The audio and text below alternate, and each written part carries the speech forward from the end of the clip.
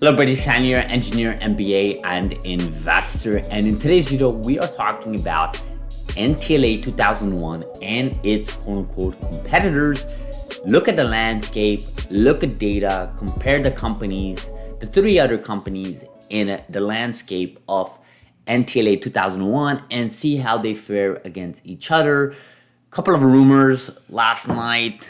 I think some people watching this video will have known some individuals were going, one specific individual rather, on X.com was going around saying how, this NTLA 2001 is not going to be as successful, it's going to be expensive, and there's already successful competitors in this space, and basically the data has been amazing in those other companies as well. That's the statement that was made by the individual, and I told myself, you know what? Instead of refuting against that person or basically shutting that person, let me hear it out, let me think about it, let me research a little bit. And actually some people started messaging me, and of course I found this thread or two thread by Gene Investing with Anthony, and I told myself, you know what, I'm gonna make a video this on Sunday morning. One, because it is Sunday, it's time to talk about CRISPR, it's CRISPR Coffee Sunday. And two, I think that's the best way of tackling arguments, right? Someone lays down an argument and you look at what's the data available and what do we have available, right? So the statement is that there are competitors, successful competitors in the NTLA 2001. And basically, that's the statement that diminishes the value of NTLA Therapeutics or CRISPR as a whole, right? Now, before I jump in these two threads that we're going to look at, I do want to preface something. When we use say competitor, okay, a competitor is a entity that matches what you're offering, okay? It cannot be something that's apple to orange because that's not necessarily a competitor, okay? So for example, Netflix and Disney Plus, these are competitors, okay? But Netflix and YouTube, yes, they're a competitor, but they're not necessarily a competitor. They kind of tackle two different type of audiences. They're two different type of content levels and so on, right? Back to CRISPR. For NTLA, if you want a competitor, you need an entity that matches the following parameters. A one-time treatment, it has to have amazing set of data, the same level of data. And if it doesn't, that doesn't disqualify them, but it cannot be something that has inferior sets of data. That's second parameter. The third parameter is that it has to be in vivo.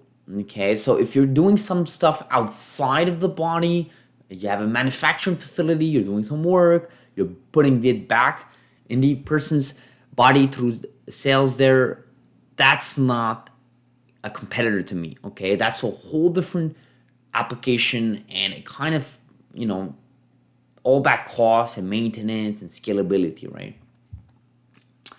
So those are the couple of parameters that I'm looking at, right? One-time treatment, is it in vivo, and of course, what is about the data, right? What's going on with the data? And of course, one more point here, and I think this should be obvious to people, but it has to tackle the same set of disease, okay? If you're talking to me about another disease, maybe a subset of family of disease, but that's not the disease that they're working on, okay? NTLA is working on ATTR-CM, ATTR-PN.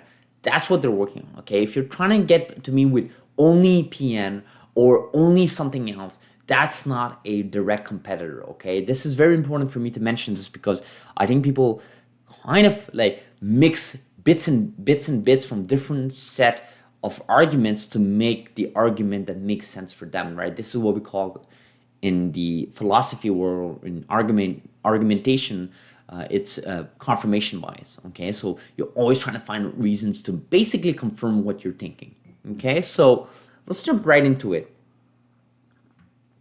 So Gene Investing, again, amazing person in the community. This person has been all over CRISPR on X.com. Shout out to Anthony.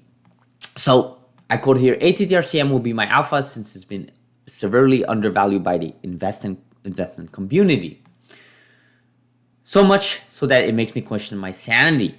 Okay, so let's look at the four main companies. So you have Pfizer, okay, and then you have B Bio, you have ALNY, and of course you have NTLA. Okay, so Pfizer obviously has something in the market, and they're basically making about $6 billion in revenue in 2024. If anything, that makes me bullish, to be honest. But anyways, that's not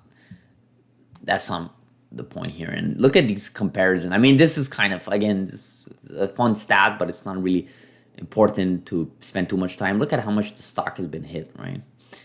Compared to these other companies. Again, this is a smaller company. It's CRISPR. It's different. Okay, so look at how many patients we have here.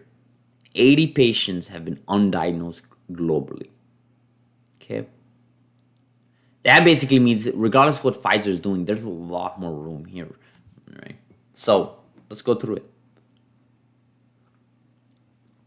When you're coming late to the party with only one and done best in class therapy, it's actually massively positive. Pfizer, BridgeBio, and Alnylam, I don't even know how to pronounce their name, to be honest. I'll just call them AL. AL will grow patient base and accelerate patient diagnosis. Okay, and then NTLA comes in and takes a portion of 50 plus patients that continue worsening and should be considered as first line for variant patients. Okay, so basically what we're looking at here is there's a huge market for this that's undiagnosed, that's untreated. And the idea is that NTLA is going to come in here and look at those undiagnosed patients, the ones that should be on the first line here with extremely severe symptoms, right? Symptoms of that, by the way, could be fatigue, insomnia, could be basically you're not being productive to society, right? It's just not, right? If you're under ATTR-CM and you have one of those severe traits, symptoms rather. Okay, so this is a great post for those who think drugs are too expensive. Who can afford that? Over 99% of people insured in the US have coverage for ATTR-PN, and about 70 have $0 copay. Wow. Okay. That's pretty cool. I didn't know this information. This is from AL, the company. Slide. And there's 4 dosing per year. Interesting. Remember, guys, one-time treatment. That was my statement earlier. This was the most wild slide. This AL drug saw patients worsen by 20% at average of 20 months, despite having the healthiest group of patients. So basically, AL had the healthiest group of patients. Again, patient size and patient type of patients do matter, right? This is basic science. It's not true that everybody with a disease have the same level of severeness than others, right? We were looking at the NTLA 2000, I think it was 2001, of course, the program, the slides, and you were looking at the number of attacks, and you can clearly tell that some patients have more attacks than others, right? So obviously every single type of patient matter, but it looks like ALN had kind of the quote-unquote healthiest patient. Again, you got to make sure when we say healthiest, that doesn't necessarily mean they're healthy people. Obviously not. It just means they're healthier compared to another set of group of data that NTLA unfortunately had, right? And NTLA is trying to tackle those worsened patients, right? So even though having a healthier set of population in their sample size, they still had 20% of reduction there, right? It kind of worsened at a durability of 12 months, right? This matters, right? Look at BridgeBio, right? Their peak projection of CM, right, is 15 to 20 billion. That's pretty crazy. Basically, the side is kind of saying, look, there's room for other players, right? Pfizer's doing what they're doing. There's room for other players. Now we're going to look at, let's take a look here. Okay, so there's a couple of things here. Class 3, okay, I see what's going on here. They want to focus on those class of patients, right? And you can kind of tell those class of patients have more severe symptoms, right? This is basically what these two slides are saying. And then NTLA here, they actually have 13 out of 18 people with class 3 patients, which basically mean 13 out of 18 people have worse symptoms than other patients, than the other 5 of them. But of course, compared to other programs, just like the AL program that we just compared, NTLA has the worsened patient. And that does matter, right? When you're looking at data, you have to look at the type of patient because that's how you know how efficient it is, right? So basically what we're looking at here is a couple of things here, and fascinating data from BBio. They appear to be better than AL for variant population, but they're complete trash and even worse than placebo for class 3 when looking at slowly all-cause mortality. First data combination that perplexes me, considering I assume variant patients would have higher percentage of class 3. I guess this proves this is not true. However, this solidifies that class 3 and the word stabilizer should never be altered as using the same sentence. So basically, what we're trying to explain here is class 3 patients matter. You gotta make sure you're looking at data that has class 3 patients, because if you don't have class 3 patients, basically you're comparing apple to oranges at that point. NTLA is doing it with a majority of class 3 patients, just like we saw, worsened patients, and the data has been amazing, right? So let's go maybe now. We should probably move to our next thread here, unless I missed something. Again, I didn't want to go like word by word here. It's the purpose of this video is not literally to go through the whole thread. I mean, you can go that on your own, and I would highly advise people to do that. But it's maybe to highlight a couple of key points, right? So ALJ3 is the true competition in my eyes. That should be behind 1 year to 1.5 years, and requires 2 years, 2 times of dosing.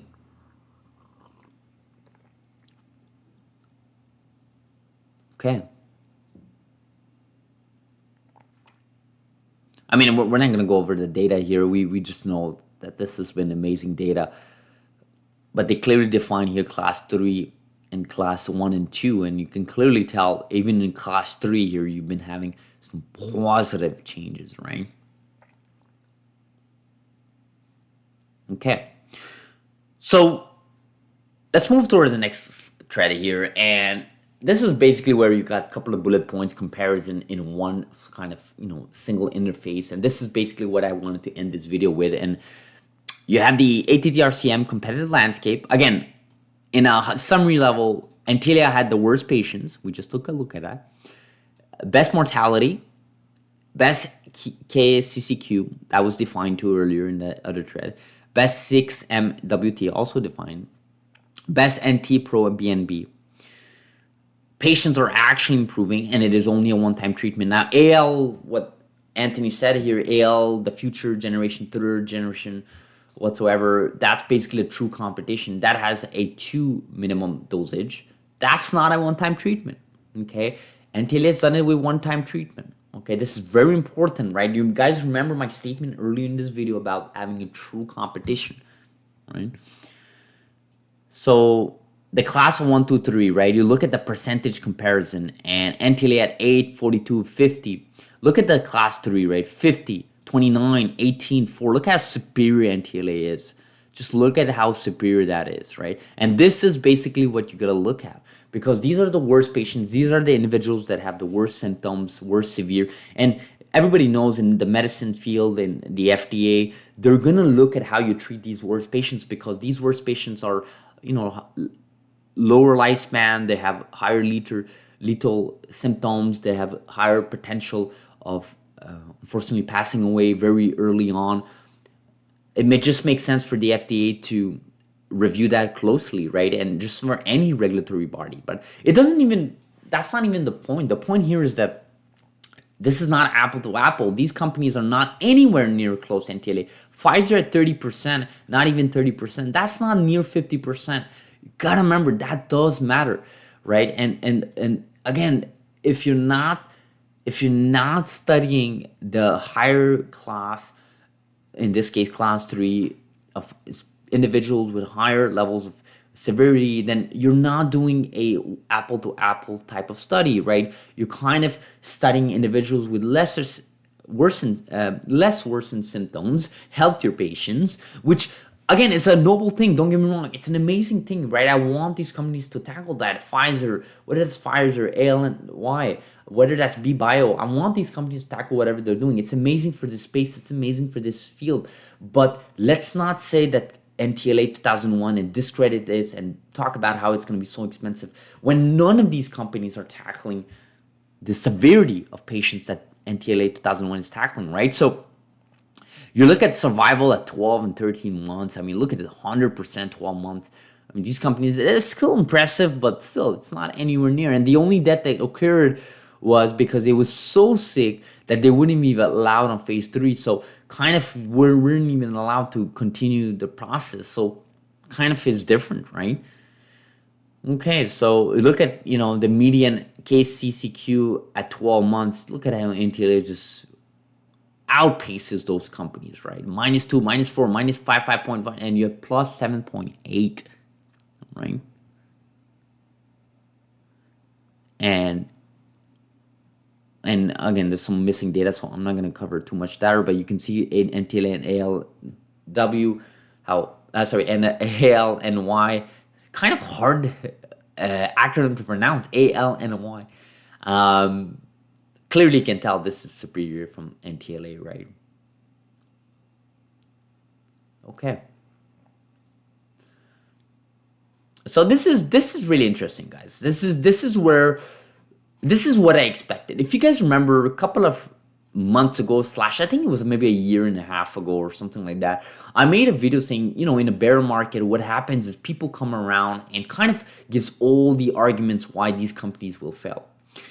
People did it with Tesla, people did it with technologies like Bitcoin, people did it with Amazon, Google, Meta, people did it with all these companies, Nvidia, right? I remember when Nvidia in 2017-18, people were saying crypto was dead, they have so many chips, they have so many graphics cards laying around, not selling, right? They've overinvested in their workforce, they overinvested in facilities, and now they're gonna have all these costs, and they're gonna go eventually have to cut costs, and potentially go bankrupt. I remember this. People don't remember this because people are quick to forget about these types of arguments, because once things do happen, right, once these companies do flourish, then you kind of make sense out of things. This is, again, confirmation bias. We always find reasons to support our thoughts, our observations, our feelings, right? When we feel the biotech market is down and nothing's been moving, then we're gonna try to find all these reasons to explain that. But again, this is why I kind of disconnect from those feelings and those observations and those market analyst people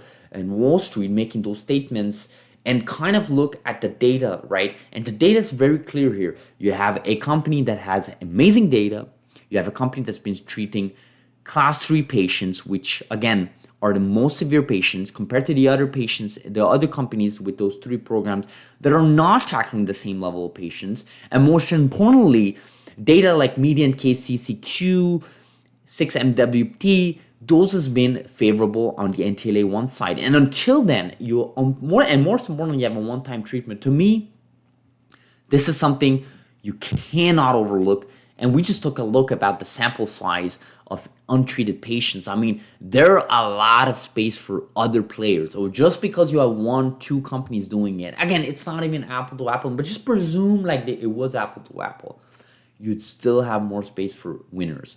And to me, that solidifies the argument of NTLA Therapeutics, that solidifies the argument of CRISPR, because again, I've still made my own argument here at the beginning of this video, and I've looked at 2 threads from Anthony. We look at data, we look at science, and there's absolutely nothing telling me that CRISPR is not here to stay. There's absolutely no argument here to refute against NTLA 2001. The only argument that you could mention is the cost of NTLA 2001, but even then you have insurers, you have companies paying for it, you have city governments, you have countries, governments, federal institutions that are all going to subsidize these things. So I'm not even sure what's the argument of the cost at that point. If the cost is between comparing one company to another, you have to look at the parameters. One-time treatment, Is it covering the same exact disease? What's the data level? And is the sample size the same level of sample size and type of patients? You cannot compare average data from a patient size that's not that severe against a company that has great data with a severe set of patient size. That's not apple to apple. And the FDA is a lot more smarter than that. And again, there is room for other players to win in this space. So rest assured, we've looked at it.